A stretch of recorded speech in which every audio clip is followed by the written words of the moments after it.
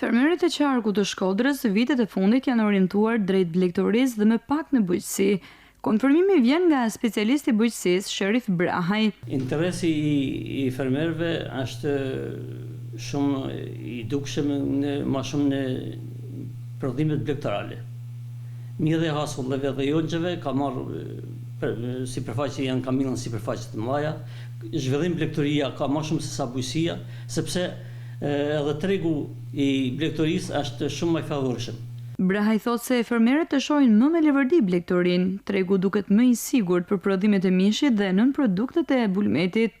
Është rrit çmimi i qumshtit, çmimi i mishit, edhe kushtet klimatiko-toksore janë të favorshme.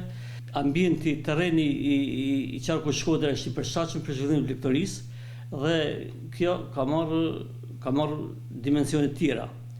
Bujqësia është pak më mrapa se blegtoria. Në qarkun Shkodër aktualisht janë rreth 50.000 ferma të vogla familjare dhe të mëdha të cilat merren me blegtori, po ashtu subvencionimet e viteve të fundit janë një tjetër shtys që fermerët të kthejnë syt drejt blegtorisë.